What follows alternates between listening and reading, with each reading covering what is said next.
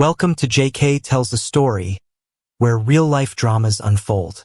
Sit back and enjoy today's tale. Wake up! Wake up! Come on, get up! This is an emergency. Sheriff Rodriguez is having a heart attack. I felt someone shaking me violently. Where the hell was I? Quick! Get up! Hands pulled me from what I think was a bed. I wasn't sure how I'd gotten there. Calm down, I'm getting up. What's the problem?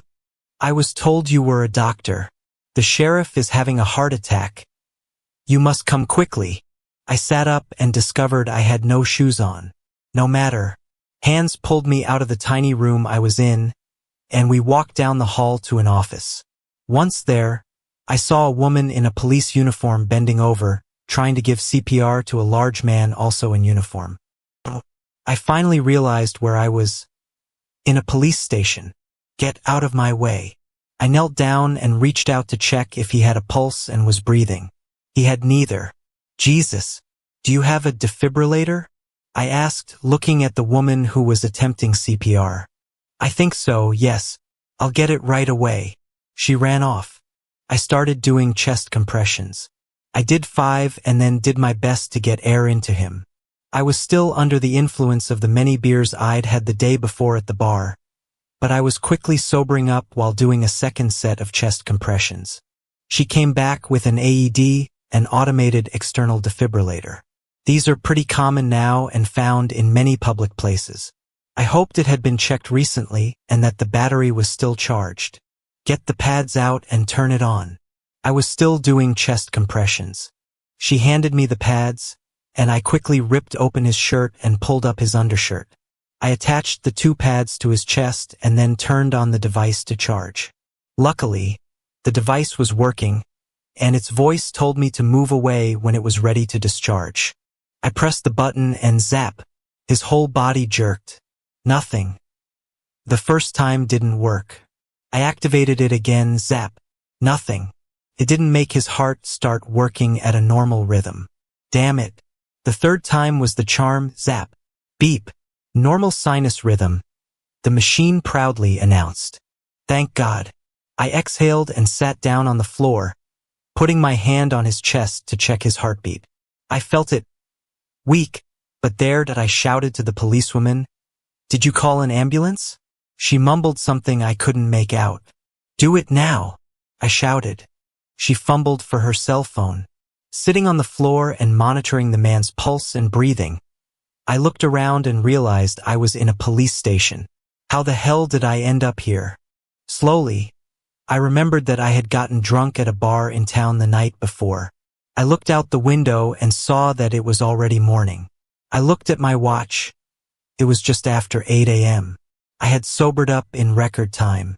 A few minutes later, the policewoman came back and said that the ambulance would be another half hour. It was coming from Billings, apparently. There's a hospital there. A brief guide to heart attacks.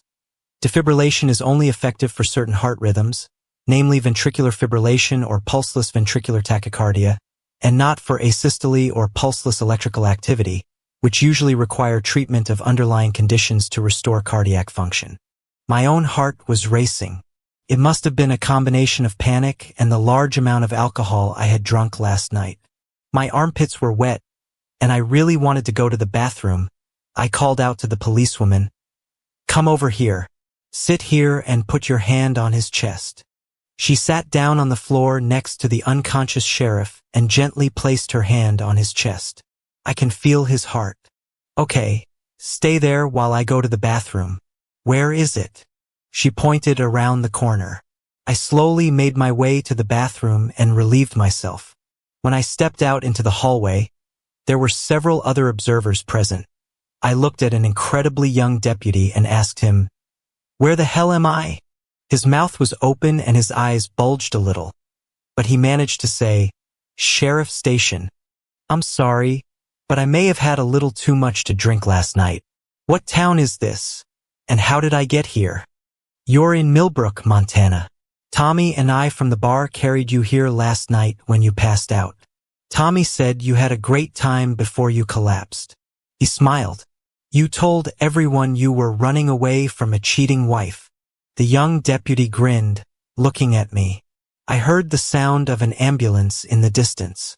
The guys told me you're from back east. Is that true? I made a grimace. Unfortunately, yes. They said you were a doctor, he said, more as a question than a comment. I nodded. Yes. The ambulance crew raced through the door and was taken to the office where the sheriff was lying on the floor. The paramedics performed the usual routine check of his heart and breathing. My work here was done. I watched them load him onto a stretcher and carry him to the ambulance.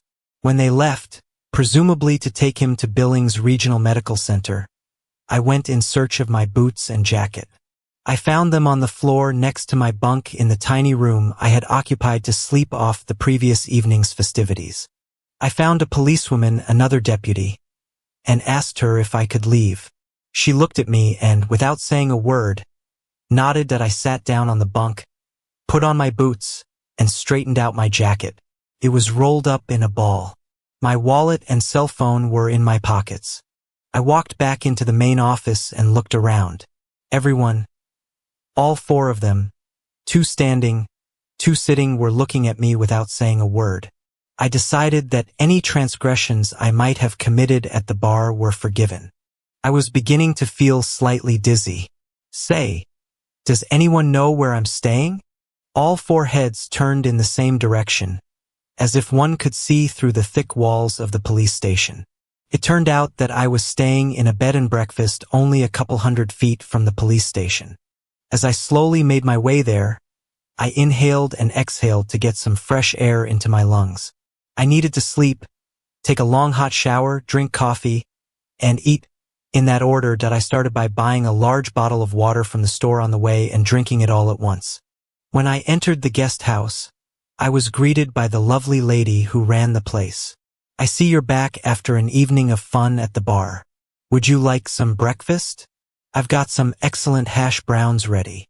I'd really like a coffee if you have one. I may have overdone it a bit last night.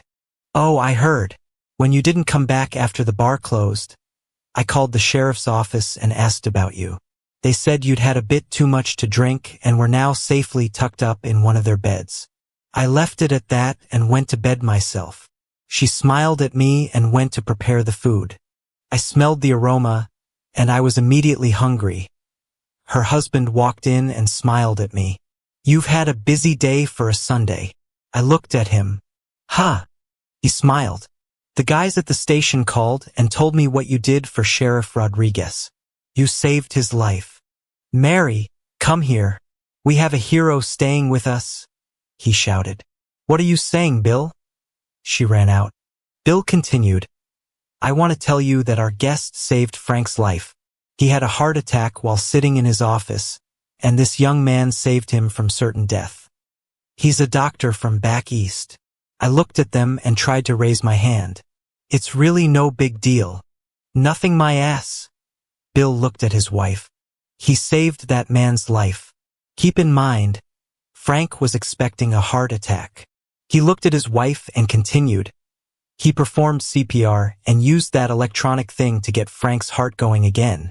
They both looked at me like I was about to recount the events. I just wanted coffee and breakfast. I could use some coffee if you have it. She nodded and left for the kitchen, soon reappearing with a coffee pot and a cup. I sat down and drank almost the entire pot of coffee along with a large plate of food: scrambled eggs, ham, fried tomatoes, beans, and toast. It was all delicious. I figured the sheriff had eaten too many of those hearty breakfasts over the years and, as Bill said, was waiting for a heart attack. After eating, I went to my room, took a long hot shower, and lay in bed to bring my world into some semblance of order. A dream. A wonderful dream. You want to know a little bit about me, don't you? My name is Michael Thompson. Everyone calls me Mike. I am 33 years old, 5 feet 11 inches and 170 pounds. I have brown hair and blue eyes. I work as an orthopedic surgeon in Albany, New York. I completed my surgical residency 2 years ago and now worked at Albany Medical Center. I'm married to Jennifer Parker, and we have no children. At least I don't. Jennifer is an elementary school teacher. She's 32 years old, also from Albany, born and raised there. Her family still lives in the neighborhood. My family, not so much. My mother and father live in a beach community in North Carolina. They retired their last year to live in warmer weather than upstate New York and play golf. My mother has a little arthritis and my father, while in good health, doesn't like winter. So they retired to a warm place and are enjoying it. I have a sister who lives in Connecticut with her husband and 2 children. She is 2 years older than me, Karen and Dave, and their boys Ryan and Ben. My parents spoil their grandchildren, and the boys love the beach when they come to visit. So how did I end up in Montana? That's what you really want to know. Fair question. I guess I vented last night and talked too much about my problems at the bar, so I guess by now almost the whole town knows about my situation. Yes, I had a problem, past tense. My problem's name was Jennifer Parker, and almost everyone else called her Jen. I said some things at the bar that maybe I shouldn't have said. That's what too much beer does to you. It's like a truth serum. After a few drinks, you spill all your secrets to complete strangers. I left Albany when my marriage fell apart. It was sudden. That was about a month ago. For the last 3 weeks, give or take a couple of days, I've been in Montana. I've been traveling around the state on a motorcycle I bought from a dealer in Billings. It's a Honda CRF 250. Basically a dirt bike with headlights, turn signals, and a speedometer. The bike was in good condition, and I bought some side racks to attach a few things to it that I took with me. It wasn't much, I can tell you that. Most of my stuff in Albany either went to the Salvation Army donation box, or I threw it in the trash. I only kept a few things that I absolutely needed, things that I could pack in my car. The rest I just threw away. I talked to a friend about hitting the road, and he gave me some great recommendations that I followed. He left an unfaithful wife a couple of years ago. I've been doing the same thing. A month before, Jennifer comes from a pretty big family. She has a sister and 2 brothers. Her sister Lana is a housewife with 1 child. One of her brothers, Rob, is an aircraft mechanic. Her other brother, Barry, is a contractor. He builds houses and makes a good living. Jennifer's mother and father still live in Albany and are both retired. Her mother was a teacher, and her father was a banker at a regional bank. They both live well with good pensions and investments and enjoy traveling in their Winnebago. Back to me. Doctors lead very different lives.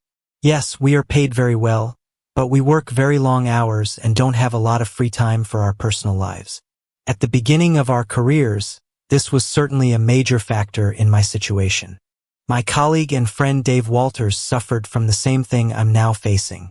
He walked away from his marriage. He left his cheating wife and found a new wife.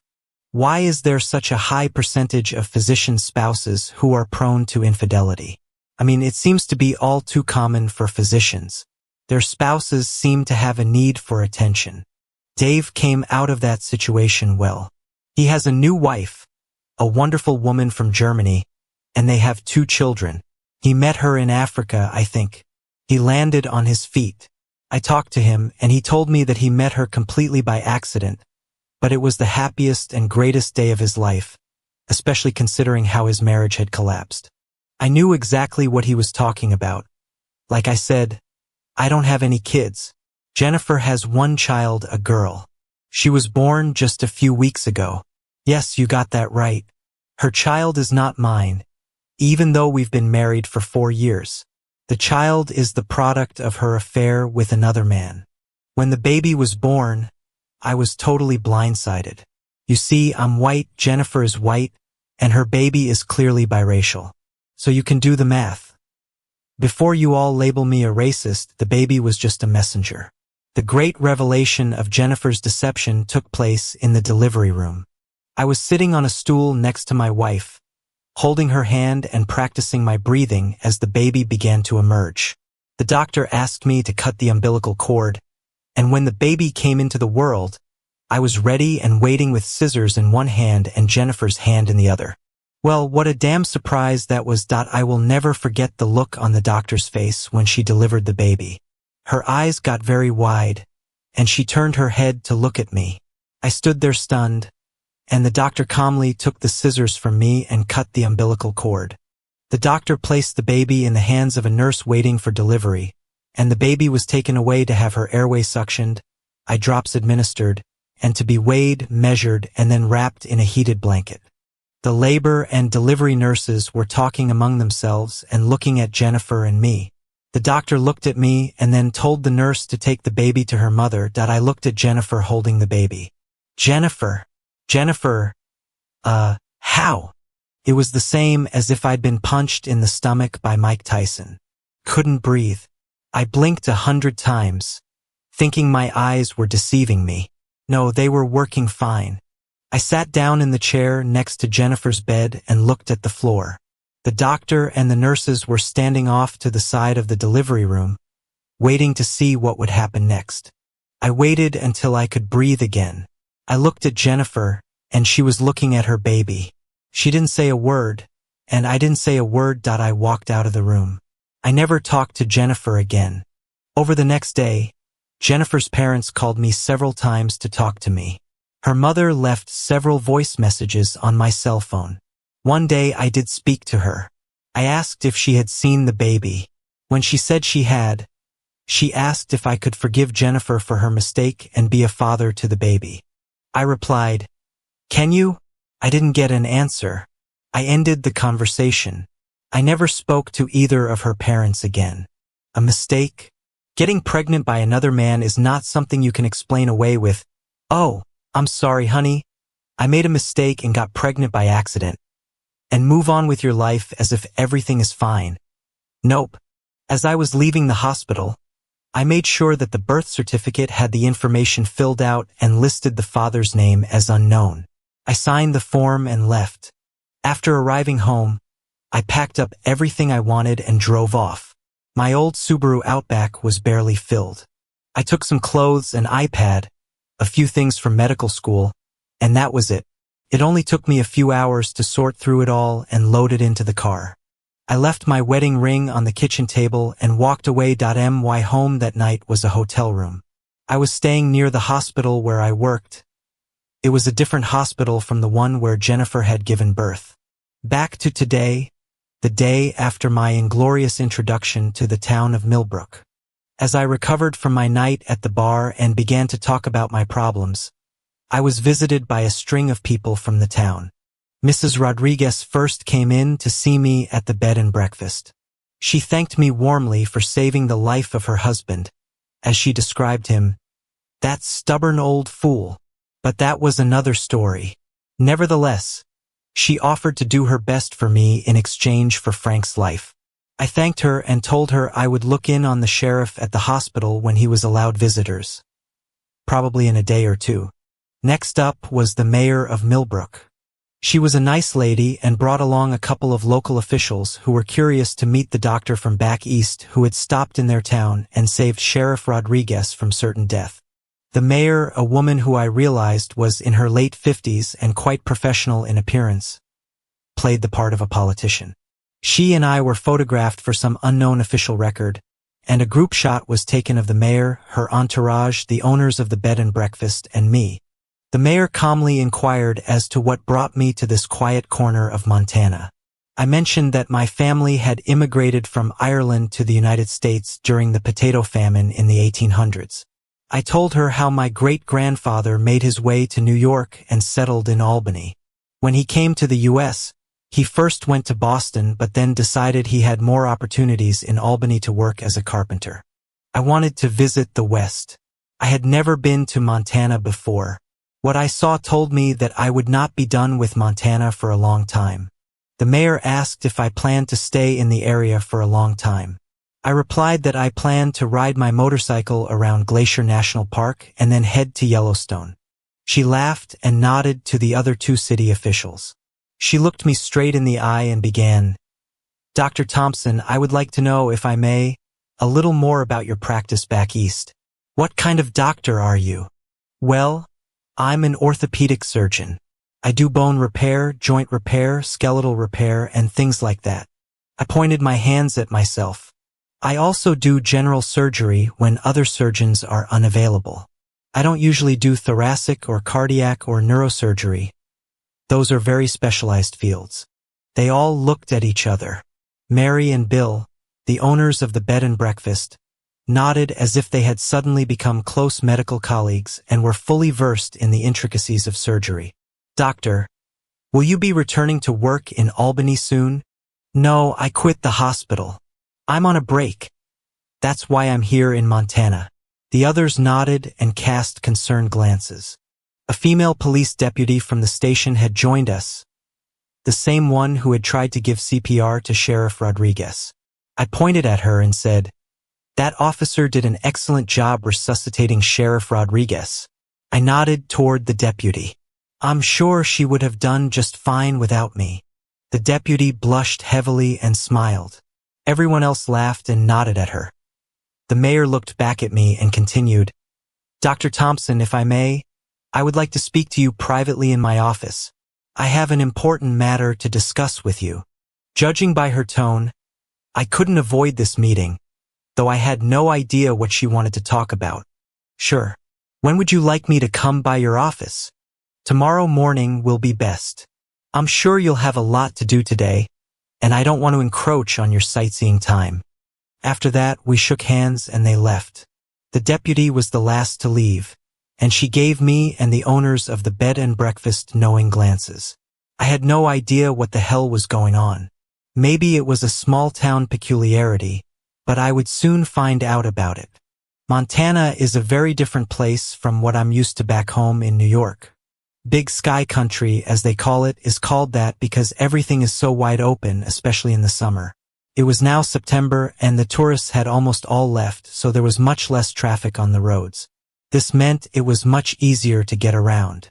I slowly made my way through the region, stopping in small towns and staying a day or two to explore.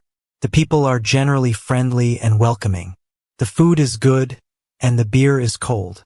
Local brews are like Montana's lifeblood, the regional drink.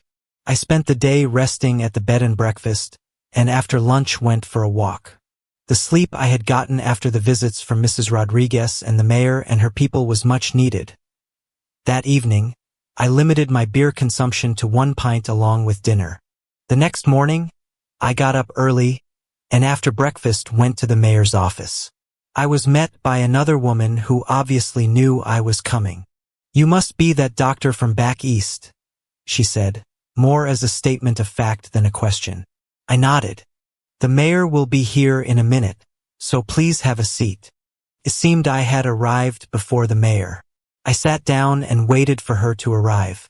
It was only a few minutes, during which I sat and pondered what I should do that day. I was in deep thought when I was interrupted. "Dr. Thompson? Dr. Thompson, the mayor is here. Come in." "Thank you." I went inside, was greeted by Her Honor, and invited to take a seat on the couch. Coffee was ordered, and all the pleasantries of the day were exchanged. "Did you have a good evening, Dr. Thompson?" "Ah, yes, a quiet evening. Dinner at the bar was very pleasant. I apologized to the bar owner for my behavior on Saturday night, if that's what we're talking about. I told him that I was going through a difficult time in my personal life and had unfortunately had one too many beers and then got a bit too talkative and passed out. He was very kind and even bought me dinner and a beer for my efforts on behalf of Sheriff Rodriguez. She nodded at me, and I continued with what I thought she wanted to hear. "I'll be leaving later today if that's what you're worried about." "Oh, that's not what I asked you to come talk about." "Okay, so I'm a little confused. If you don't care about me leaving your sweet little town, then what do you want to talk about?" "Dr. Thompson, I have a problem. I need your help with it." I looked at her with the most puzzled expression on my face. "What can I be of service to Millbrook?" "Well, Dr. Thompson, you're a doctor who doesn't have a contract back east, and Millbrook is a town that needs a doctor, at least for a few weeks until the state health department gets off its ass and finds a replacement for Dr. Kennedy, who is retired and moved to Florida. What do you want? Do you want to hire me as a local doctor?" "Yes, that's essentially what the proposal is. We desperately need a doctor in the area. The nearest doctor is in Billings, almost an hour away, and we have many fine people who would be forever in your debt if you would consider it a favor to help us out and stay for a few weeks. The Department of Health says they will send a replacement, but it may take some time. So you understand that we need your help in the meantime. Jesus, I'm sorry. I'm not sure I'm your man, or in this case, your doctor. I'm a surgeon, and if I understand correctly, you need a family medicine doctor. Dr. Thompson, right now I'll take anyone I can get my hands on. You, sir, are just what we need. Yep, I don't know. Please think about it, but don't drag it out. We need you. Patricia Williams, Mayor of Millbrook. I spend hours on the phone with the geniuses in Helena who distribute doctors around the state, and they told me it might be a year or more before we saw a doctor in the area again. Dr. Kennedy was now in his 80s and beginning to forget a great deal. His daughter took him to Florida to live with her and her husband. They figured he wouldn't have far to go to a nursing home. So I was on the phone checking out the gift from back east that had fallen into our lap. It's amazing what the sheriff's office can figure out when they have enough motivation. It only took overnight to put together a quick dossier on Dr. Thompson. I know that he graduated from medical school in New York State in the top third of his class and that he is a board-certified surgeon. I also know a little about his personal life and can sympathize with how disgustingly his wife treated him. No wonder this man got drunk at the bar. I need to come up with some kind of incentive to convince him to stay with us for a few months. I have a plan. I also have urgent permission from the Department of Health for Dr. Michael Thompson to practice medicine in Montana. Deputy Sarah Mitchell, Millbrook Sheriff's Office. I saw Dr. Thompson coming out of the mayor's office and walked in his direction. I was technically off duty, so I wasn't wearing a uniform.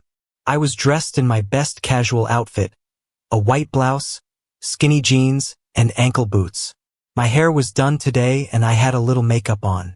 Yes, I tried to be as attractive as possible this morning. I'm only 27, about 5 feet 8 inches, and I weigh about 125 pounds.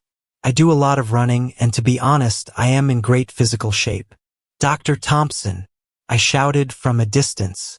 He turned his head to see where his name came from. I walked over to him. Dr. Thompson, good morning. It was nice to meet you here this morning. I held out my hand.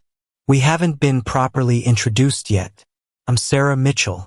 I'm the deputy who helped you when you rescued Sheriff Rodriguez. Oh my God. Police uniforms are great at disguising people. I wouldn't have recognized this woman if she hadn't told me who she was or where she worked.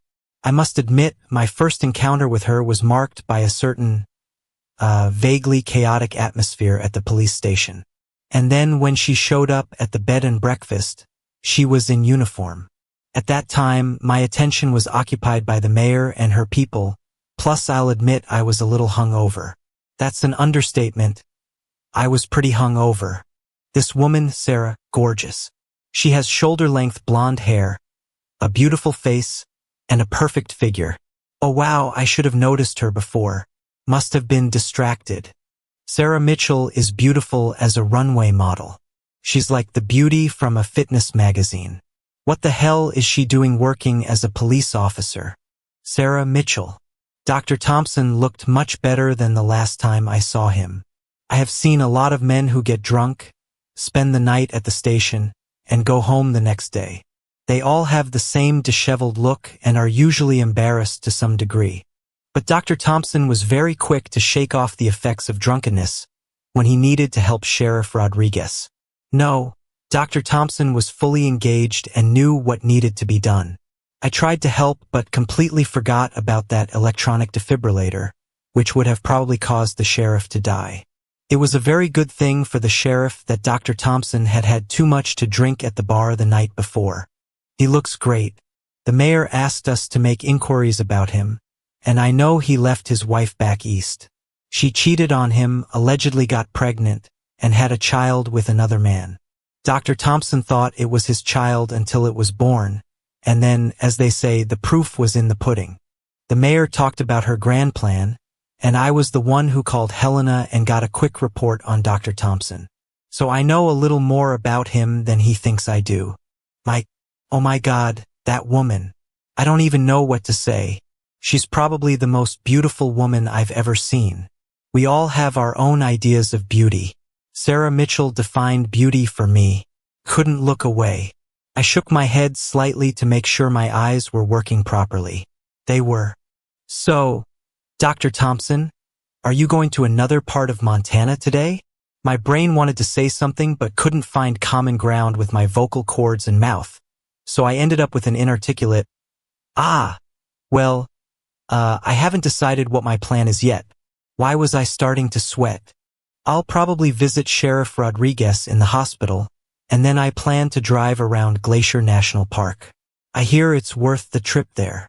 She smiled at me. I was just on my way to Billings to see Frank. Would you like to come with me? How could I resist? Well, I don't want to make you uncomfortable. Don't worry. I'd be happy to have company for the trip. We walked over to where her car was parked. She drives a Honda Civic. I find driving on the right side normal, but when you're on a motorcycle, it's somehow not as comfortable in traffic. But that's just me. The trip to Billings took about an hour, but I have no idea what we passed by on the way there. I looked at Sarah and chatted with her, trying to learn as much as I could about her. I tried not to sound like an idiot stumbling over my words. She seems to have grown up in Millbrook, and her father was one of the local attorneys. Her mother stayed at home and raised her and her two brothers. The family lived a few miles away in the countryside, and she lives in an apartment in town not far from the sheriff's station. She is 27 years old and plans to go to law school, but first wanted to get some police experience. I also found out that she is single and currently has no boyfriend. For a while, she was engaged to a guy who was a semi-professional football player, but he got an offer to play for a team in Texas and it ended. Plus, he seemed to find Texas women very attractive. We visited Sheriff Rodriguez and talked with him for a few minutes. He learned from his wife and other visitors that I had heroically rescued him from the clutches of certain death. He promised to give up fried food and beer, to drop at least 60 pounds and get in shape. He was confident that by next year he would be running half marathons. Looking at him, I wasn't so sure. We'll see if he manages to do it. Sarah told me after we left him that an inspector came from the state capitol and told Frank that he had to lose a lot of weight, or they were going to force him into early retirement. Frank needs money for his pension, so he has no choice but to take up exercise. His wife will monitor him and work with him until he shapes up. Billings isn't the biggest city, but it has 2 hospitals, so it's considered a major city in Montana. A brief guide to Billings. It is a city of about 110,000 people in south-central Montana. It has a regional medical center, a small airport, and serves as a hub for eastern Montana. Helena, the state capital, is about a 3-hour drive to the west, and Great Falls is about 2 hours to the north. I offered to buy us lunch in exchange for her giving me a walking tour of the city. Sarah said she knew it well, as her father was often here at the courthouse working on a case. She went to university at Montana State in Bozeman. Her undergraduate degree is in criminal justice, and she focused on law enforcement and legal studies. At lunch, I decided that I would be asked the usual questions. What is someone from back east doing traveling around Montana on a motorcycle? Where did I grow up? What about my family? Where did I go to school? We ate, I recounted, she listened. She dodged the obvious question about my wife. Did I say at the bar the night I got drunk that I had a wife? I stayed away from the subject too. I had a great day with Sarah, but never made it to Glacier National Park. When we got back to Millbrook, she dropped me off at the guest house, and I thanked her for the ride and the tour of Billings. I knew that as long as I stayed in this town, I would probably get to see more of Deputy Sarah Mitchell, and that would be a pleasure. A trip around Glacier National Park. My goodness, how beautiful this countryside is. It was a fantastic day. I got up early, had a snack, and got on the bike to start my ride around the park. I rode as far as Kalispell and then to Whitefish and stopped there for gas and coffee. The town is very interesting, and I was served some delicious pastries to accompany my coffee. I decided to drive clockwise around the park so I wouldn't get stuck behind the huge tourist buses that travel counterclockwise. Bill at the guest house gave me this advice. My day was fantastic and included several stops to admire the beauty of the land and mountains. I tried my best not to think about anything else but what I was doing at that minute. I was focused on the here and now and nothing else. Montana is very beautiful. Of course, no day in Montana would be complete without weather, and it did rain as I drove back. The heavens opened, and the rain poured down. I stopped under an overpass to wait it out.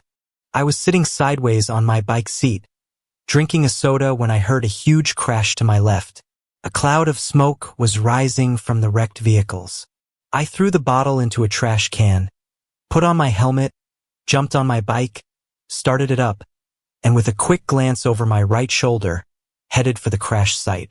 It was about 400 yards away. When I got there, I saw that a minibus and a passenger car had collided head-on. Oh crap. I figured one of them had hydroplaned and crossed the center line of the road. The roads here are inherently narrow, so there's little room for error. The car was badly wrecked. Smoke was coming from the engine compartment. I quickly assessed the situation and decided that everyone in the car should get out before a full-blown fire started. The doors of the car were damaged, and it was almost impossible to open the driver's door. The back door of the car had opened on impact. I climbed inside and saw the man sitting behind the wheel, bleeding. There was a woman in the passenger seat. She was unconscious or worse. I couldn't tell yet.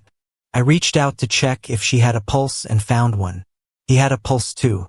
By then, other cars had stopped and people were offering help. I shouted to one of them to call 911 and ask them to send for ambulances. I knew that 2 were needed for the car passengers, but I didn't know about the minibus yet. I didn't want to move people in a car with no back support or neck braces to stabilize them before we even tried to move them, but the smoke from the front of the car was the deciding factor. They couldn't be allowed to burn just to avoid further injury during the move. One man came running with a fire extinguisher and started spraying it on the engine. This seemed to stop the immediate threat. I told the others to hold still for now. When I got to the minibus, the worst off was the driver. He had cuts and lacerations all over his face and upper body from the glass that had shattered on him. He was covered in his own blood. I thought the safety glass was supposed to prevent this. There were 4 other people in the minibus, all relatively elderly tourists on a tour of Glacier National Park. Among them were a man and his wife who were in their 80s and her 2 sisters of about the same age. They were all in a state of shock and were asking what they should do. I quickly looked around at everyone to see how badly they were hurt. Fortunately, they were all wearing seat belts. One of the women had what appeared to me to be a broken collarbone due to her seat belt. Older women tend to have brittle bones due to calcium loss with age, so I wasn't surprised by her injury. She was clearly in pain but held up well, told me she was fine, and to get her brother-in-law checked out. He had had cancer a few years ago, and she was worried about him. I tried to make a joke about the weather in Montana, but they were all talkative and chatty, which told me they were in relatively good shape. Tomorrow they would be sore from a combination of the effects of the accident and stress. I walked back to the car, and some of the people who had stopped got blankets and towels to keep the man and woman in the car warm. I was worried about internal injuries. They are hard to see without a CT scan and possibly an MRI. The man had what appeared to be a compound fracture in his right leg and had to be immobilized. I applied pressure to his thigh to reduce blood loss. I quickly assessed their injuries and decided we needed to get them out of the car if possible. 4 of us slowly extracted them from the car and laid them down on the road. I did some more first aid and then went back to check on the condition of the passengers in the van. It seemed to take forever before the ambulances got there.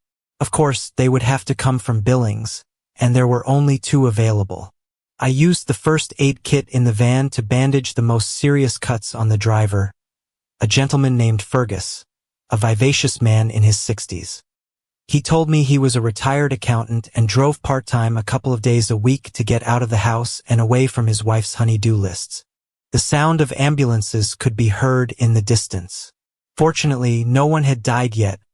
That's always a good thing. I waited until all 7 people had been taken to the emergency department at Billings Regional Medical Center. The paramedics knew what they had to do, but I planned to follow the ambulances into town and make sure the attending EMTs were informed of what we had done for first aid. One of the paramedics looked at me and commented, "You're the doctor from back east who saved the sheriff from Millbrook, aren't you?" I nodded at her. "Sounds like you're in the thick of things. Good thing you were there on Sunday." We chatted for a few minutes, and I told her that I had been sightseeing at Glacier National Park that day and was just on my way back to Millbrook when the accident happened. I stayed at the hospital for about an hour, talked to the emergency doctor on duty, looked at all the accident victims, wished them well, and got on my bike to head back to Millbrook. By the time I reached the guest house, it was already dark. A van was parked in front of the house. I took off my helmet and walked through the front door. I was immediately greeted by Bill and Mary. "Oh, you're back, Dr. Thompson." "Hi, Bill, Mary. Yeah, I was a little later than I planned. I'm gonna clean up and find some food at one of the restaurants. Maybe there's a place around here that serves something not deep-fried." "Well, yes, there's an Italian place about half a mile from here, not far from the market. But a few minutes ago, there were people from the news bureau in Billings here looking for you." "What did they want? What did they say?" "They said you were in an accident." "No, I was near a car accident and stopped to help. That's all." "Well, it seemed to them that you single-handedly saved the lives of 7 people." Bill and Mary looked at me wide-eyed and smiled. "I helped give them first aid, that's all. They're in the hospital in Billings now, and they'll be taken care of there." Bill pointed with his thumb. "The news crew is waiting for your return at the bar. They want to interview you." Bill was overcome with excitement. He grabbed his hat and ran out the door. Mary looked at me. "He told them he would pick them up when you got back. They can't wait to talk to you." "That's not what I want right now. I just want to eat dinner, maybe have a glass of wine, take a hot shower and get some sleep." I smiled at Mary. "I'm going to the pub." I walked out the door. I kind of lied to Mary. I wasn't going to the bar. I was going in the other direction. A little misinformation would buy me time to get to the restaurant and get a bite to eat before I was besieged by the news crew, whoever they were. I was partially successful. I managed to grab some food before they found me. Bill seemed to be leading the search party. David Chun is an attorney in Albany, New York. I needed to speak to a client. As far as I knew, he was somewhere in Montana, but I had his cell phone number. Well, I need to tell Mike some news and find out what he wants to do. After I got his number, 1 ring, 2 rings, 3 rings. "Hi. Damn it, Mike. Where are you, man?" "In Montana, man." "Where in Montana?" "It's a small town in the southwest Millbrook. A very small place on the plains." "What happened?" "Well, I have some news. It's not what you want to hear. Jennifer is refusing to cooperate with the divorce. She says she wants you to come home. She says that if you meet the baby, you'll get over, as she puts it, your pain and everything will be fine. She can back off. That's what she can do. Tell her she has to find a guy to move in with her and be the father of her baby. It won't be me." I laughed a little. "Yeah, that part won't happen to her. I had my investigator find out who the baby's father is, and it turns out it's the gym teacher at the high school in the neighborhood where Jennifer teaches. He is also the soccer coach, a guy named... I don't care what his name is, man. The interesting thing is that he's married and has 2 kids. He's in no position to do anything but go to work every day and keep making money to support all those mouths and pay the mortgage. Jennifer has little hope of him supporting her child or herself. So what does all this have to do with me? I'm not going to change my mind and play the clueless husband and father. I'm not going back to that show. Well, she wants to get child support for the child and herself. She's got to be kidding, right? No. How likely am I to pay? It's a big unknown right now. Establishing paternity shouldn't be a problem, but the courts often don't care about that.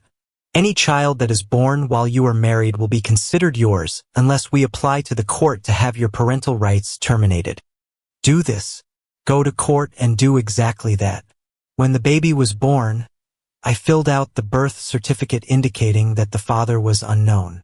Make sure she didn't change it. I will look into it. I don't recommend you go home just yet. It'll just give her lawyer a chance to drag us into court and get an order compelling you to pay now. Don't worry about that. I'll stay here at least for a while. Montana is a beautiful state, David.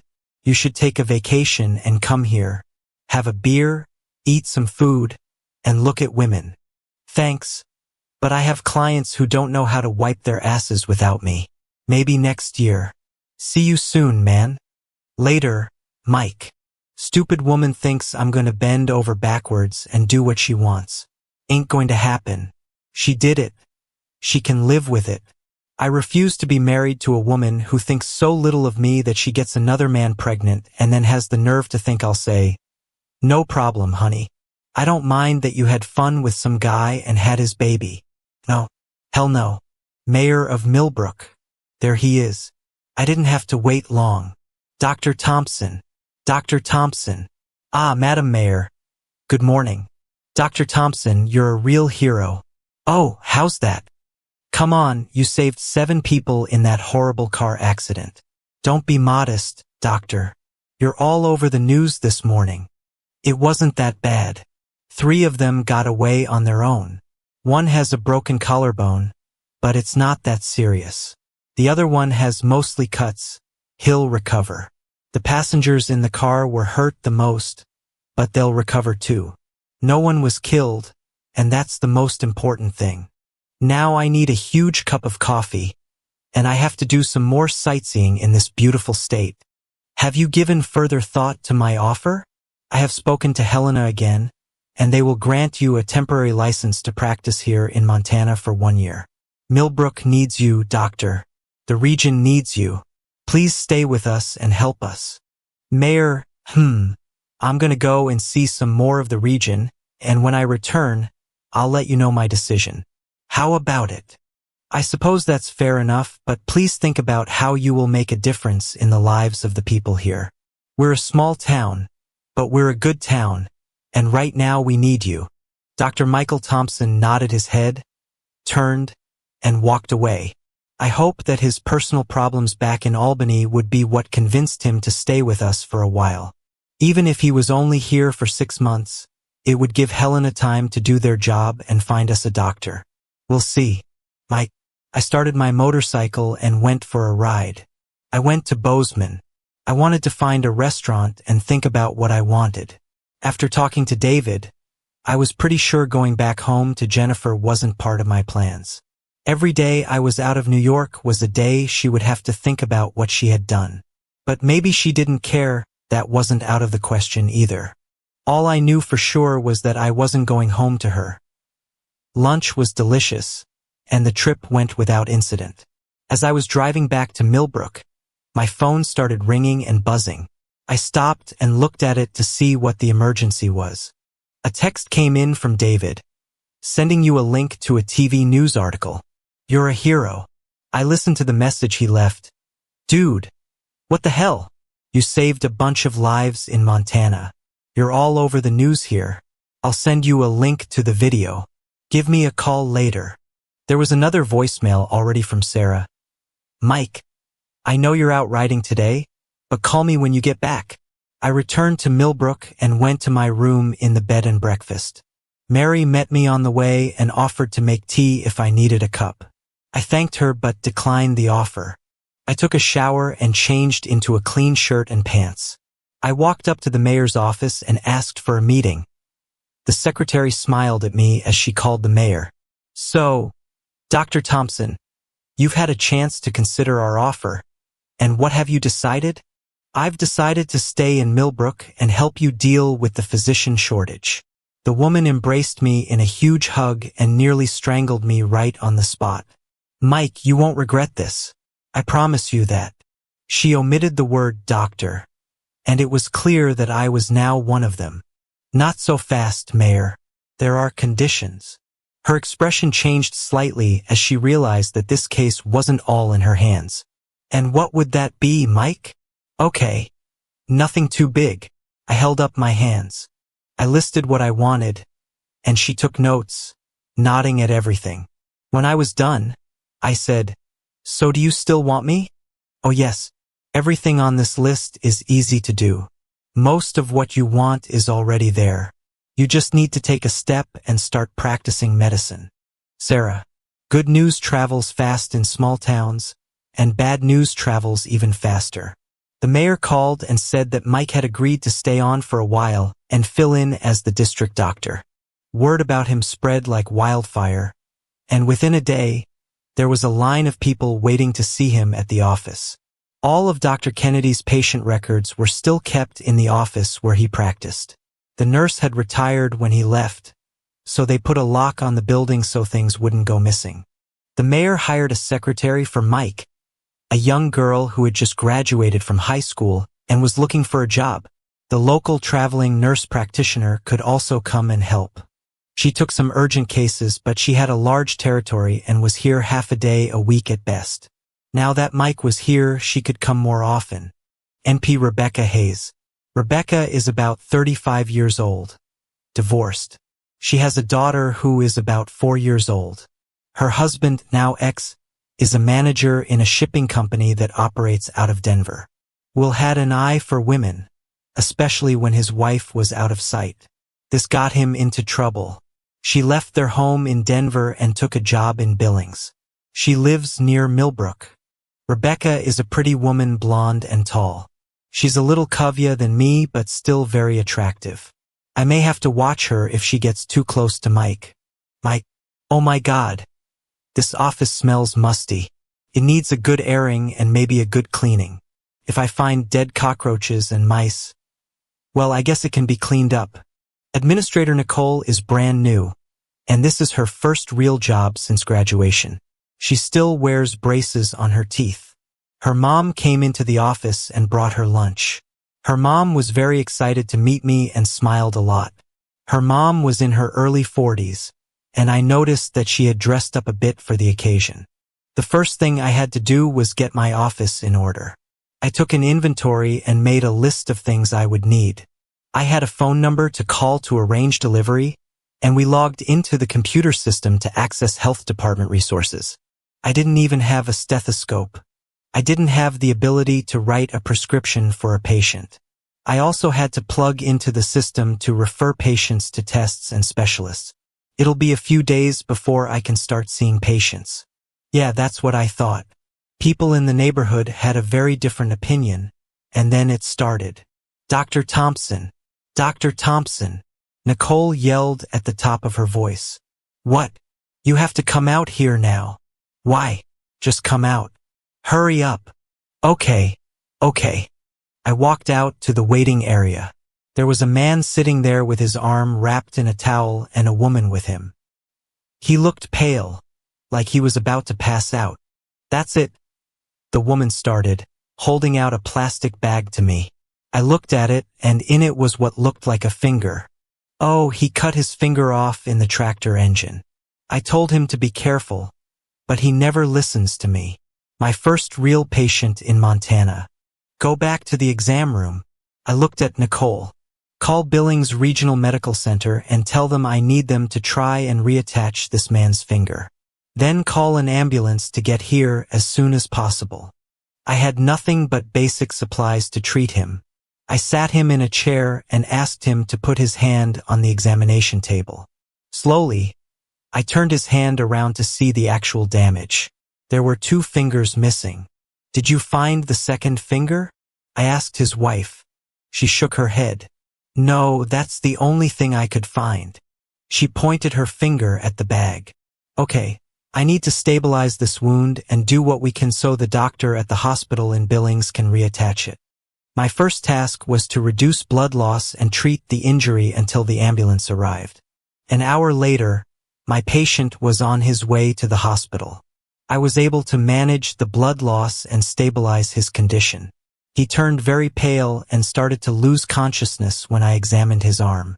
I probably would have done the same thing if it had been my hand. The pinky and ring finger of his left hand were injured, and apparently it was the ring finger that had been in the plastic sandwich bag his wife had. I put ice on the finger and sent it to the hospital with them. So this was my first patient. My secretary managed to get the man's name from his wife, and she even provided his insurance card. I had completely forgotten about it. Back east, my job was to operate and treat people. I didn't worry about health insurance. The administrative staff took care of that. Later that day, Rebecca Hayes, the regional NP, stopped by. She is a very busy woman and didn't stay long. She gave me her business card. We chatted for just a few minutes, and then she had to leave to pick up her daughter. I learned from Nicole that she was a single mom and lived in the neighborhood. I filed that information away for future reference. I needed a place to live. The bed and breakfast wasn't bad, but there was no privacy from Mary and Bill's prying eyes, and I wanted my own space. It didn't have to be big. A tiny one-bedroom apartment was all I needed, and I wanted a reasonable kitchen so I could prepare my own food. I needed a place to park my motorcycle and possibly store my bike if I got one later. The apartment needed to be furnished because this was a short-term endeavor, and I didn't want to have to get rid of much when it came time to move, most likely back to the East Coast. I contacted a real estate agent and began my search. The search lasted about an hour. The agent was Josephine Landers. She was a nice lady in her 40s, a little chubby but not unattractive. She knew I would need a place to live and had already picked it out for me. As I said, small towns, any news spreads very quickly. The apartment, that's what they call condos here, was about 500 square feet and had everything I wanted. She already had my name on the door, Dr. Michael Thompson, MD. Nothing better than being confident. Josephine proudly walked me through the apartment and pointed out all the elements that would be useful to me during my stay in the city. The apartment had many windows and a beautiful view of the fields down to the distant mountains. There was even a balcony where you could have your morning coffee or sit at the end of the day. She had thought of every detail. Linens and towels are easy to find. We have stores right here in town that can provide anything you will need, and I have alerted them to be ready to provide everything you need. All they need to know is what color you prefer. The woman had it all covered. This place really needed a doctor. I looked at her with a slight smirk. Sounds like you've thought of everything. She smiled back. Just trying to be helpful to my client. Later, I thanked Mary and Bill for taking care of me and carried my one bag of belongings from the bed and breakfast to the apartment. When I entered the house, I said to no one other than the walls, "I'm home. Well, this will be home, at least for now." I went around the stores, picked out some bedding, a couple of pillows, and 2 towels, and took them to the apartment. I ran them through the washing machine and then made the bed. Next was food. I walked a couple of blocks to the market and stocked up on the essentials, including beer and wine. I don't know why I bought wine. I don't drink it often, usually only in the company of women and when it seems appropriate to what I'm eating or doing. But I did buy a bottle of white wine. It all went into the fridge, but the wine didn't stay there long. There was a knock on the door. Sarah. Josephine stopped by the station and reported that everything was ready. "Here's the address." She handed me a card with the address of the apartment Mike was renting.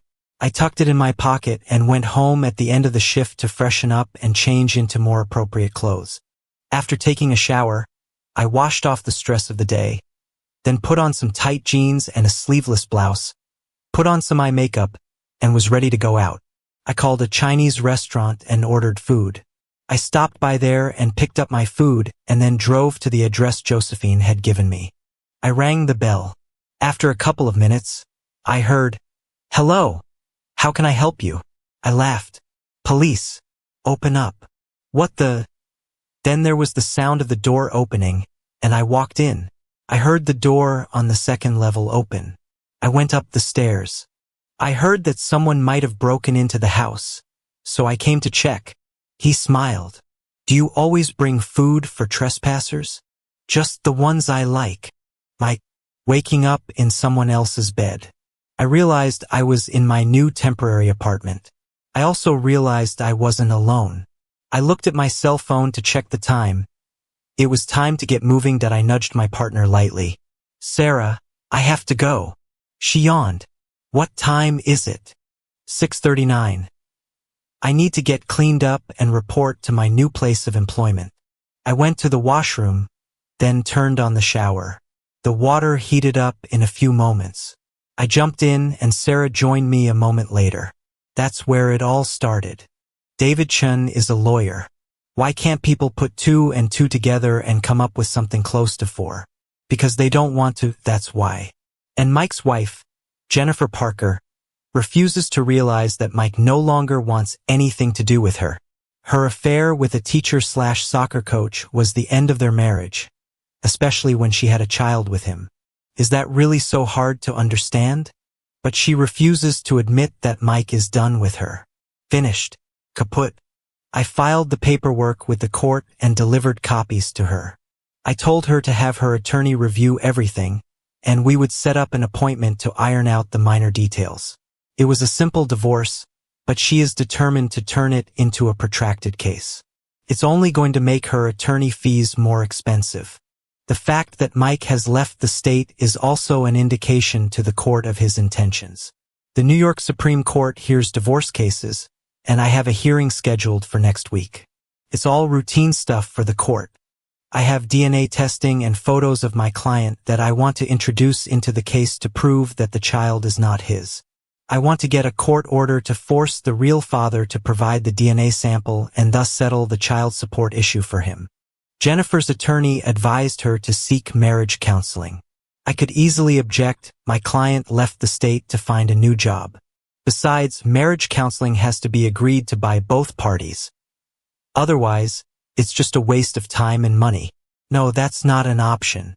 Jennifer also wanted to know where Mike was and wanted to know how to contact him. I had no right to give her this information and told her so. Her attorney tried to intimidate me by saying she would file a motion in court to force me to divulge this information.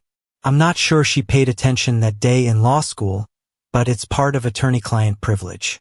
Oh yeah, Jennifer even parked herself outside my office, waiting to meet me.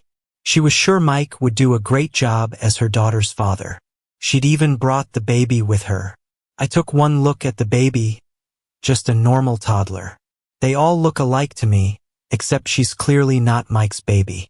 If you have eyes, you can see that. I decided that I would try to get the baby brought to court so the judge could take a look at her. That would clear things up quickly. I told my secretary not to let her in again unless she wanted me to represent her in another case. But only after this one was closed, of course. The whole reason she wants Mike to come home and take the place of husband again is because of money. The father of her child, a teacher/soccer coach, has a wife and kids, and he's not rich. He lives on a teacher's salary, and his wife works as a business manager at a small car dealership. The pay is good, but again, no one got rich working there.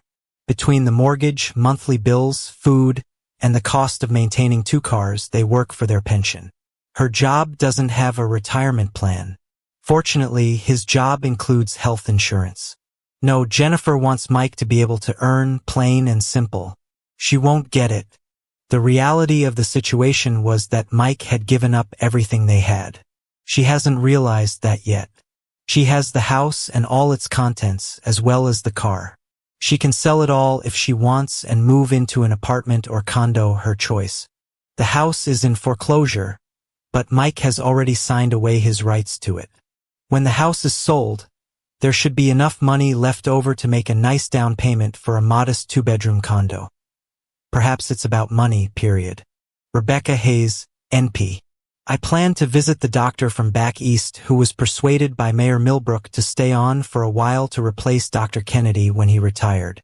The fact that he retired was a good thing. He had long since lost his edge. I corrected many of his mistakes but couldn't always be there for him. He ended up prescribing the wrong things and seriously injuring or nearly killing patients, so it was good that he retired. I met the new doc, Mike Thompson, I think his name is. He's nice looking. He's a surgeon too. The local rumor mill quickly spread the word about him and his almost ex-wife. The mayor had security investigate to find out who and what he is. The medical staff in Helena contacted the folks back east, and they told her about his medical background and biography. Unmarried women in the neighborhood would line up to see him and get checked out. They will have a host of minor ailments that will require them to be examined by the doctor. Yes, between work and my daughter, I don't have time to socialize, but I can find time to go into his office and talk to him about the challenges of caring for some of my patients. It will give me a chance to be alone with him. I'll have to dress nicely that day. My secretary is tired of answering the phone and talking to people who want to come to the doctor's office. They wait outside the office when I get there in the morning. I have noticed that the people who want to see the doctor are predominantly women. Maybe it would be better for them to see a female doctor. Nurse practitioner Rebecca Hayes may be a better choice for many of them, especially for more routine issues. I'll give her a call and ask her to come in when she has some free time, and we can talk about what she does and how we can work together more effectively. Rebecca Hayes, NP. My cell phone rang. I was driving to the next patient and pressed the button on the steering wheel to answer it. Hello. Hi. Is this Rebecca Hayes? Yes, that's right. Who am I speaking with? Good morning. I'm Mike Thompson, the substitute physician at Millbrook. Dr. Thompson, how can I help you? I thought I knew how he could help me. I was wondering if we could get together to talk about the local health needs. I'm only filling in here for a few months until they send a permanent doctor, but I'm concerned that I don't know how things are usually done here. I'm on my own, and I need help. It would be nice if you and I could talk. When would you like to do that? Well, when you have time, I'll make the time. This is very important to me. I thought for a bit. I'm driving right now. I have a patient, but I'll call you later, and we can find a time that works for both of us. If that's okay with you. That would be great. Give me a call and let me know what works. Like I said, I really need your help. I started to come up with a plan in my mind. It would take a little time, but I had it. And who knows, maybe Dr. Mike Thompson had it too. We'll see. 2 days later, I got a call from Rebecca Hayes, a local nurse practitioner, inviting me to her house for dinner.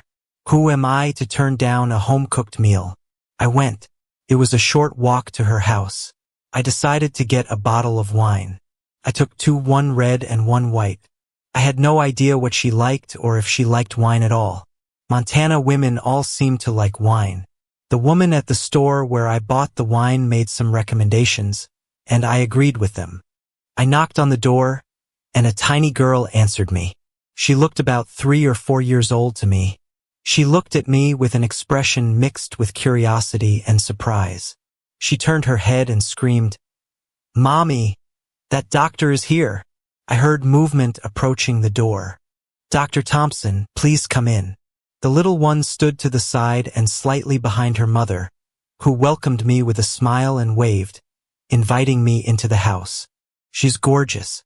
Rebecca Hayes is about 30 years old. I think, about 5 feet 9 inches tall, very good looking, long dark hair, and weighs no more than 130 to 135 pounds. I am constantly amazed by Montana women. I stood there like a deer in headlights until I remembered I had brought wine with me, and it was in a bag in my left hand. Where are my manners? I looked at the child and held out my hand. "Hello, I'm Mike. And who are you?" Her expression brightened a little. "My name is Matilda. I'm 4 years old, and my favorite book is Winnie the Pooh." "Well, Matilda, it's a pleasure to meet you and learn about Winnie the Pooh. Tigger is my personal favorite." I handed the wine to Rebecca and waited for them to escort me to the kitchen or dining room. "I have no idea if you like wine, so Mrs. Billings at the store recommended both of these. If you don't like them, I'll be happy to replace them with others." Rebecca smiled. "Mrs. Billings knows a thing or two about wine. Sometimes she likes it too much, but this is a good choice. Would you be so kind as to open the white and pour us both a glass if you like wine? If you don't like wine, I have beer. Wine will be just fine." I busied myself with the cork and the 2 glasses that had been handed to me. I was under Matilda's scrutiny. I turned to her. "Are you drinking wine?" Rebecca watched me and smiled. "No, you're silly. Kids don't drink wine. We drink juice. I'll have an orange juice, please." "It's good to know. When I meet the other kids, I won't offer them wine." I tried not to laugh. "She's very sweet." Rebecca smiled the whole time she was preparing our food. I offered to help but was refused in favor of being entertained by Matilda. Matilda was adamant that I listen to her attentively. She went off to her room and returned with a coloring book and crayons. I was politely asked to help color some of the animals on the farm. When I wanted to color a pig with a red crayon, I was told quite clearly that pigs were not red but pink. "That's right," she said with authority. Dinner was beef stew with fresh rolls. We drank some more wine, and then Matilda was told to go put on her pajamas and brush her teeth. She came back a few minutes later and announced that I was going to read her a bedtime story, Winnie the Pooh. I looked at her mom, and she just looked at me and told Matilda to go get the book, and we could read together in the living room. While I was reading to Matilda, Rebecca was tidying up the kitchen and putting leftovers in the refrigerator. I watched her out of the corner of my eye and thought that this is what a real family does. This is what real life is like. Rebecca. Mike was captivated by my daughter. She is tiny but very effective at conquering the biggest of them all. But there was one she couldn't conquer, her father. I don't often invite men into my home, much less share dinner with me and my daughter, but this time was different. I had a pretty good idea of the man I was dealing with. I had information from several sources and, of course, all the things he'd done since he'd come to our area. The fact that he was on the run from an unfaithful wife made him interesting. He knew the same pain I did. I packed Matilda's things and left her father in Denver. I couldn't bear his disrespect anymore. I realized that he didn't want a daughter and didn't want to take responsibility for a family at all. It was his loss. I also knew I had competition in Sarah Mitchell. She was good with men. She was a little younger than me and prettier, but in a head-to-head competition, I had help, and I knew what Dr. Mike Thompson wanted. The look on his face as he read to Matilda spoke volumes. My dinner with Rebecca was excellent. The evening with Matilda was very interesting. I got back to my apartment around midnight, took a shower, and went to bed. If the last few days had been any indication, tomorrow was going to be a busy day. Just as I settled down on the bed, my cell phone rang. The number was from New York but displayed as unknown number. I could have ignored it, but I was concerned that it might be a call from my mother or father. I answered. "Hi, Mike, is that you?" I immediately realized who it was and didn't want to talk to her. "Jennifer, if you have something to say to me, please do it through David. I don't want to talk to you." "Mike, please don't hang up the phone. Please let me talk to you." "Jennifer, we have nothing to talk about. You've said everything that needed to be said. Goodbye." I hung up and blocked the number. Sarah. My sources tell me I have competition for Dr. Thompson's attention. The nurse practitioner seems to be a contender. She's certainly attractive and has her charms, but I have the advantage of not having been married before and having no children. I need to think about this and make a plan for how to proceed. David. That woman is turning into a pest. Mike doesn't pay me enough to put up with her constant harassment. She's been told countless times that he won't talk to her, but she persists. She's nothing if not persistent. What bugs me the most is that she cheated on him with her boyfriend, got pregnant, and now she wants Mike to ignore all that and go back to her. She's delusional. Damn. Mike texted me that she somehow got his phone number in Montana and called him. He wants me to get a restraining order from the court so she doesn't bother him. I am trying to get a judge to agree to that. In this state, divorce judges don't like to issue restraining orders unless there is a threat of physical violence. It's going to be hard to prove in this case, but I'll try. I told my client that I don't hold out much hope that we can get a restraining order. Rebecca. It had been a few weeks since I had met Mike Thompson, and he had already come to my house 3 times for dinner. On Saturday, he took Matilda and me out for a walk and picnic, and we had a great time. We went to Glacier National Park, where I've been many times, and walked some trails. Matilda wanted to ride on Mike's shoulders, and he put her up there for a while. We had lunch at the Trails End Cafe, and after lunch we went to a waterfall and took some pictures that he wanted to send to his mom and dad. That night, as Matilda lay in bed and slept soundly, we grew closer. I know I was nervous because he was the first man I had been with since my divorce. We spent the night together and woke up together in the morning. David called me with the news about my divorce. My ex-wife doesn't seem to realize that I'm no longer interested in being married to her. The fact that she was having an affair with another guy and had a child with him is not something I am willing to overlook. David, what the hell is going on? He hesitated for only a second. I wish I knew, Mike. I've been trying to get her to sign the papers and finish the job, but I've had no luck. I think we need to go to Plan B. Okay, what's Plan B? I'm going back to court and filing for a different reason. I can explain to the judge what happened with the child and see if that moves the situation along. I can file for another reason too, but it doesn't make sense since you are the one who left. It should only take a year in New York State, and then it will happen automatically, but since you're the one who left, a judge might look at it differently. What about Plan A? Irreconcilable differences. Wasn't that the right thing to do? That's what I thought, but the judge talked about you coming home and going to counseling. I told her you have a job in another state, and she asked when you were going to come back to New York. I replied to her that you have no immediate plans. Oh, for heaven's sake, give me a divorce. I don't care how you do it. Just do it, please. Are you coming back? Not while I'm still married to her. I was sure I heard David say very quietly, David, make it happen, okay? I'm working on it. Jennifer. I called Mike's mother and talked to her about where Mike was. She couldn't keep a secret and told me he was in Montana. All I had to do was find out where he was, go to him and fix things. I figured I could accomplish this by seeing and talking to Mike. We had been married for 4 years when I started seeing Roger. I admit that Roger was a mistake, but I was lonely, and Mike was at the hospital all the time. We talked a lot about starting a family. When I told Mike that I was pregnant, he was very excited. He worked with me to paint and decorate the baby's room and gather all the things we needed. He was constantly bringing home something new for the baby. He even bought a baseball glove for the baby. He said it didn't matter if we had a boy or a girl. He was going to teach our baby how to play baseball. Mike will realize it was a mistake to leave us. He'll love that baby when he holds her in his arms. I know he will. Roger has been avoiding me.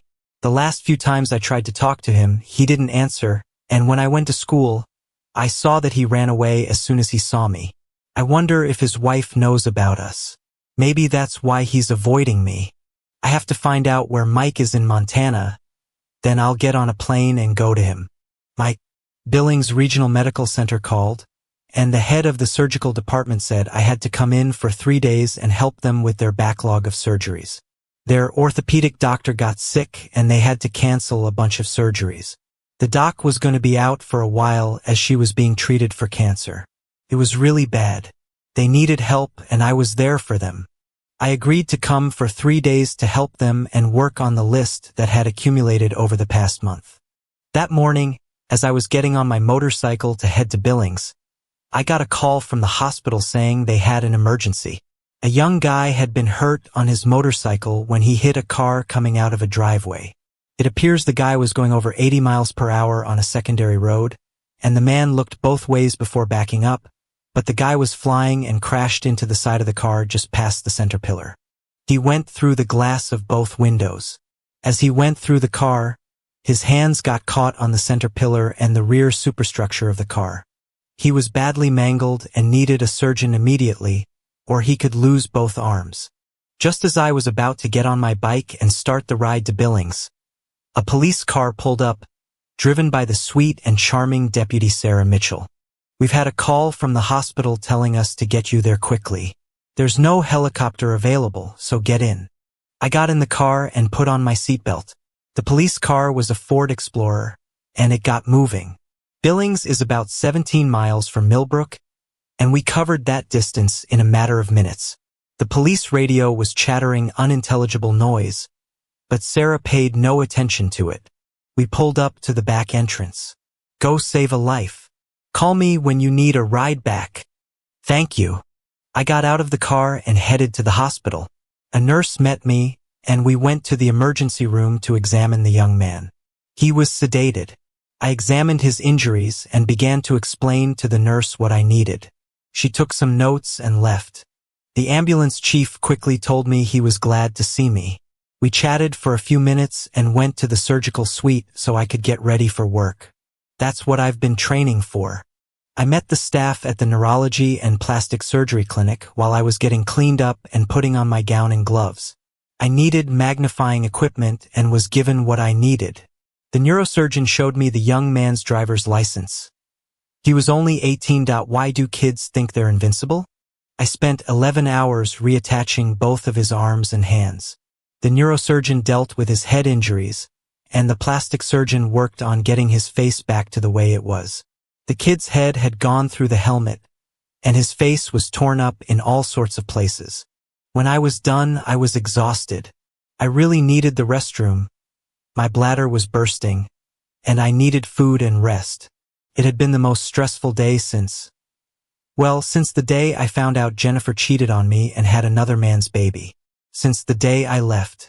I talked to the nurse who kept the surgery schedule and learned the plan for the 8 surgeries I was to have over the next few days. The plan consisted of 2 surgeries a day for 4 days. It was a bit of a killer schedule, especially considering I hadn't done surgery in over a month. I decided I had to suck it up and get to work. The people of Montana had been kind enough to shelter me, so to speak, and I had to repay them for that. The scheduling nurse told me that they were counting on me to help them every 2 weeks and make sure they weren't too far behind with the surgeries. I guess I can do that. After finishing my work, I realized I had no way of getting back to Millbrook. I called the sweet and charming Deputy Mitchell. Half an hour later, a police car with flashing lights pulled up to the hospital. Her blonde hair was gathered into a ponytail. She's beautiful. What the hell am I supposed to do? Mike, I had just finished seeing the last patient of the day and sent Nicole home. I heard the door open and yelled that we were closed for the day. I heard footsteps and then a voice. Hi, Mike. I looked up. Damn. How the hell did she get here? Hello. What brings you to Montana? Yes, of course. Took me a while to find you. You look good. I sat down. Thank you. What do you want from me, Jennifer? She looked good. Motherhood was clearly agreeing with her. She had put on a few pounds, but they were all in the right places. I want you to come home. I had a lot of anger to vent. I had to be careful not to go too far and do something stupid. I took a deep breath and exhaled. Why would you want me to do that? I think you're missing a few important things. What do you think the consequences of you having an affair with that guy from your school would be? Did you really think I would just ignore the little fact that you have his kid? I may be naive, Jennifer, but I'm not stupid. You have no right to have fun and ignore the consequences. I'm not the guy who's going to tell you, it's okay, honey. I'm okay with you having another man's baby. I don't mind you having fun with other men. Get your head out of your ass, Jennifer. She decided that the view of the floor was interesting and continued to look down. Mike, you have to come home. I need you and your daughter. Oh, for crying out loud. Have you lost your mind, woman? I don't have a daughter. You and your boyfriend have a daughter. Let him take care of his daughter. Go the hell home. But we've been married for 4 years, and we love each other. I love you, and I know you love me. Come home, please. You don't love me. If you loved me so much, why were you having fun with that guy? Tell me that. You were never home, and I was lonely, and Roger was around, and we talked a lot. Oh, well, so you're having fun with him. Just fine, I guess. When did you get that head injury? The one that made you forget that we weren't supposed to be having fun with each other? Jennifer had a hard time answering. Can you just think about it? I really miss you, and I know you can be a good father. I couldn't believe the nonsense that was coming out of her brain and mouth, and then I was saved. I heard the door open and Sarah walked in. She was dressed in tight jeans and a sleeveless blouse. Her hair was styled, and she had light makeup on her eyes. Sarah is very attractive, and today she looked especially good. When she walked in, I walked over to her and kissed her. I stood with my arms around her waist. Sarah, you're just in time. Let me introduce you to Jennifer. Jennifer somehow managed to find me here in beautiful Montana, I said with a smile. Sarah stood with her arms around my waist, looking at Jennifer like she was something unpleasant.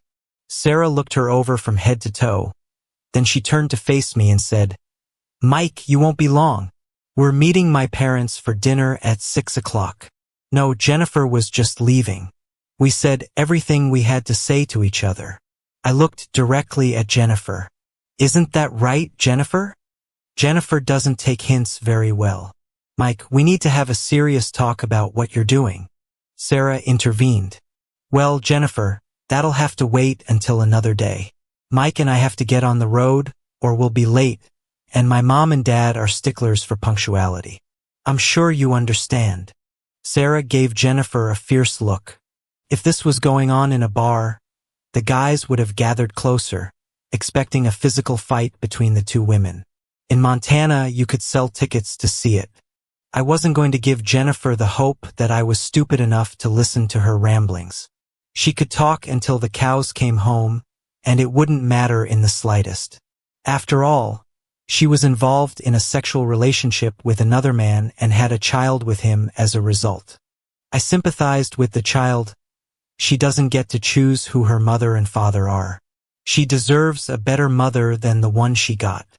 I knew that my hardworking attorney had been to court and that the final dissolution of marriage certificate was imminent.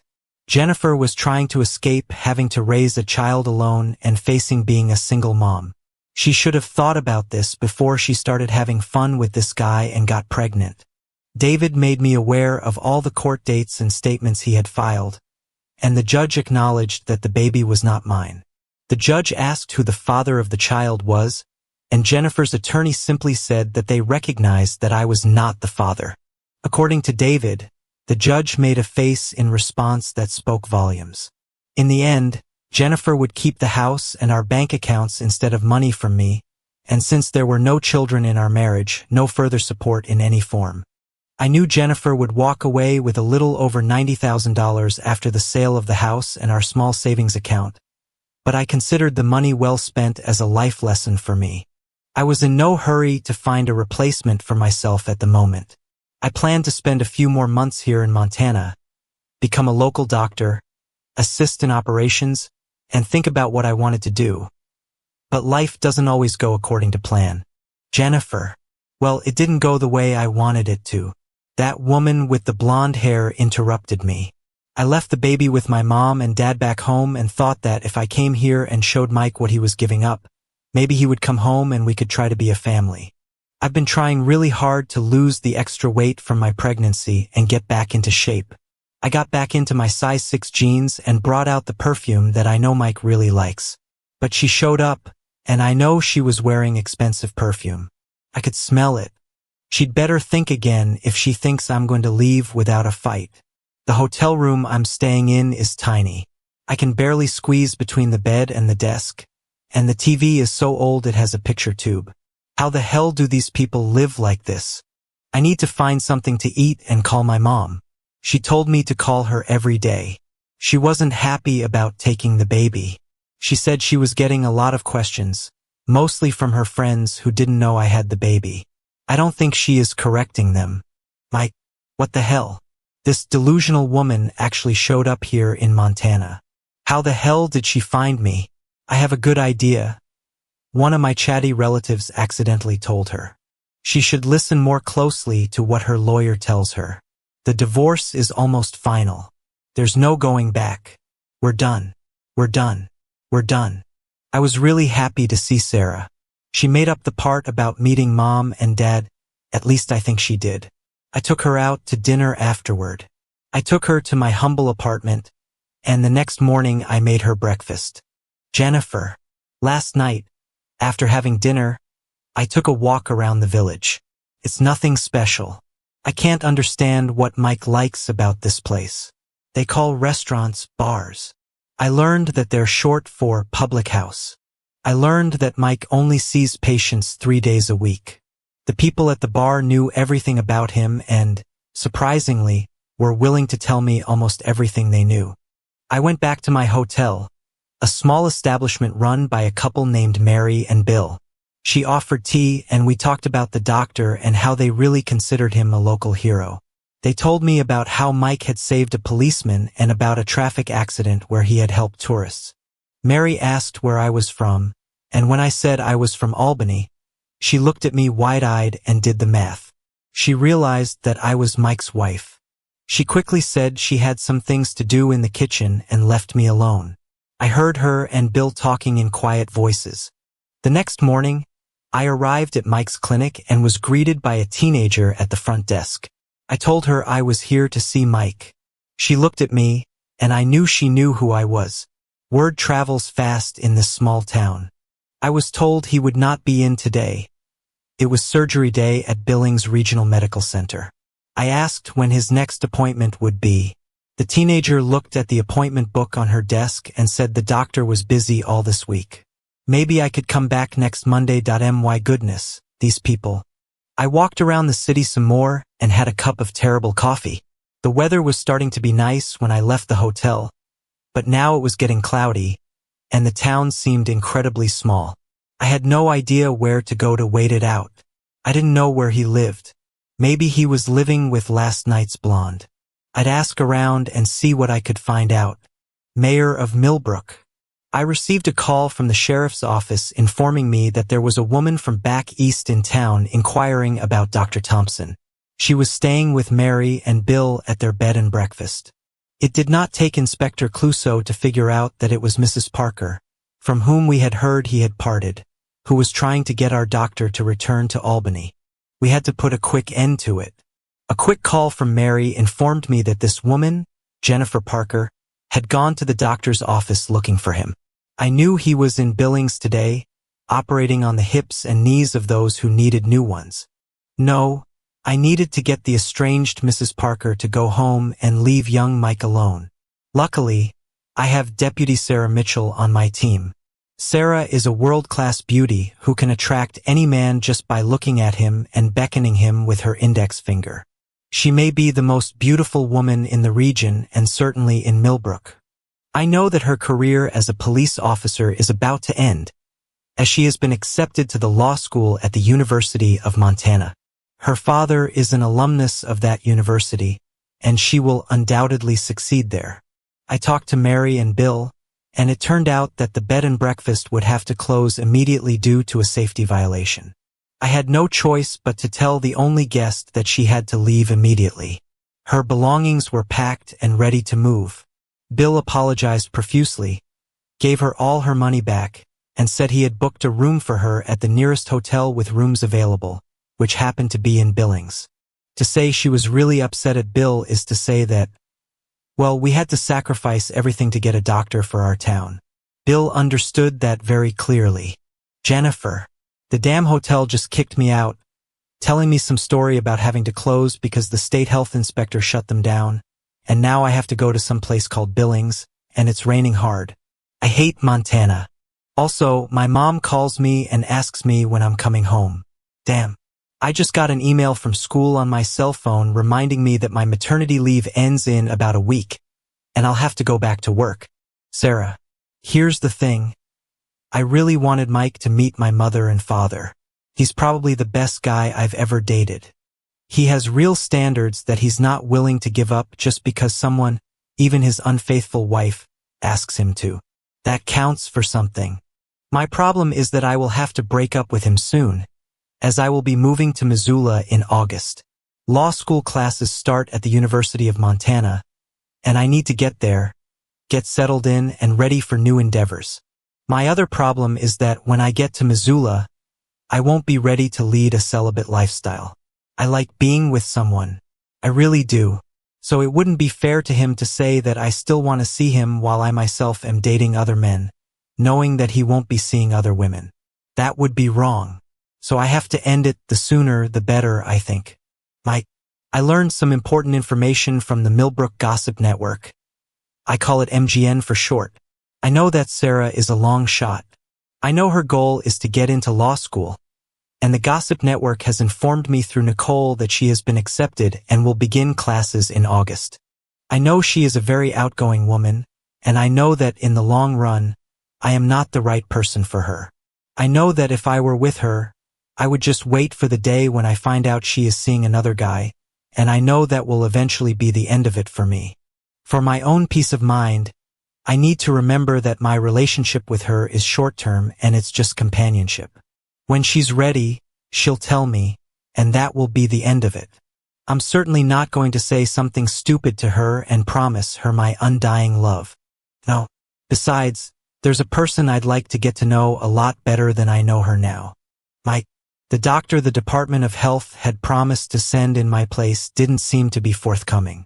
I haven't heard any names, so I called the hospital administrator in Billings and spoke to them. They said they would get back to me. That was weeks ago, but still no word. Sarah is a law student in Missoula, and we parted on very amicable terms. We both knew that our relationship would not develop into something permanent. We both knew we were just friends with benefits, but these were great benefits. Rebecca, it's been a few months since Sarah Mitchell left for school in Missoula. I had been busy with work and Matilda, so my social life, as they say, had taken a back seat. So I was surprised when I got a call from Mike inviting us to go with him to the county fair in Billings for the weekend. I figured with Sarah gone, the good doctor was lonely and wanted female companionship. Well, lucky him. I needed male company. I have needs too. When I told Matilda, she was very excited about going to the fair. She ran to her room to gather her clothes, even though it was only Wednesday evening and we were not going until Saturday afternoon. When Saturday came, I had completely forgotten that Mike had a motorcycle and expected him to show up so we would head to Billings in my car. To my surprise, he showed up with a car, a Ford sedan. Apparently, the mayor of Millbrook had arranged a short-term lease for it at a very cheap rate. All he had to do was pay the insurance and fill it up with gas. It meant he could drive to Billings each week for his shift at the surgery in much greater comfort than if he had to put up with the fickle Montana weather on a motorcycle. Matilda climbed into the back seat and buckled her seatbelt, but I made her get out to put her car seat in the car. She watched Mike as he buckled it in. The fair was a lot of fun. Matilda didn't mind the rides, wanted cotton candy and all the junk food I allowed. She walked around the fairgrounds holding Mike's hand the whole time. I watched his face to see what he thought of his job. I think he liked it. After the fair, we went out for some real food and then went back to my house. I invited Mike in. Matilda got into her pajamas, brushed her teeth without asking, and then went back into the kitchen, took Mike's hand, and dragged him to her room. He was instructed to read a bedtime story. Half an hour later, he reappeared. She's a heavy sleeper. The food and fresh air have finished her off. I smiled at him. You've earned your drink. I handed him the wine glass. How do you do it? I was stumped by the question. What? Spend your days caring for difficult patients and your evenings and weekends caring for your very busy daughter. I don't overthink it. I just do it. I can't remember my life before Matilda. She's the most important part of my life. Everything else is secondary. He sipped his wine. How could your ex-husband give her up? I don't understand. Some men aren't cut out to be husbands and fathers. He's one of those. If she was mine, he couldn't think about it. I never think about it. Matilda is my everything. I took a sip. But that doesn't mean I don't want more. I looked at him carefully. What do you want? We talked late into the night. He told me what it was like to be betrayed by his ex-wife, how he felt when he saw that her child was clearly another man's, how he felt cheated, how he'd been used. She had been unfaithful for a long time and hid it well. He told me that if she had been honest with him about not wanting to be married to him, He would have gotten a divorce and she could live the life she wanted, and so could he. Mike was divorced, and that gave him a sense of freedom that he was just beginning to get used to. There was a newness to his life. His eyes had been opened, and he was going to make sure history didn't repeat itself. He was going to be very sure of what he wanted and who he wanted to be with. I knew a little girl was hoping he would make her new daddy. So far, so good. David. Look, your divorce has been formalized for some time now. I sent you the original divorce decree, and I have a copy of it on file in case you ever need it. You're a single man in Montana, and you can get into all sorts of trouble. David, I can't thank you enough. Just send me your bill when you get it. I got worried when Jennifer showed up there in Montana. What the hell was she trying to do by coming there? Her family was really upset at her and told her to get her act together. She decided she was going to give you one last chance. When you blew her off, she came home and is still playing the role of a struggling single mom. What about the guy who's the father of her baby? Oh, he's got enough problems with his wife and kids, and he's completely ignoring Jennifer. He's scared to death she's going to start demanding child support from him, and he doesn't have much to give. That's ridiculous. What about you? Are you going to return home anytime soon? Or are you going to become a full citizen of Montana? I don't know. I have to admit it's different here, but I like it a lot. I met a wonderful woman who I think could make me very happy. She has a daughter. What the hell? Yes, she's a nurse practitioner, and she has a 4-year-old daughter. She's smart, beautiful, and a great mom. But the baby isn't yours? No, but she didn't deceive me or lie to me. There's a difference between her and Jennifer, a big difference. Jennifer betrayed me, deceived me, and lied to me. You can't argue with that. When her child was born and I saw that I was not the father, it all came down on me like a freight train. At that moment, I realized that my marriage to her was over, so I had to leave Albany. The farther away, the better. Well, you have accomplished that goal, my friend.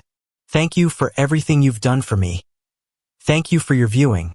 See you next time. If you enjoyed this, subscribe to JK Tells a Story for more tales.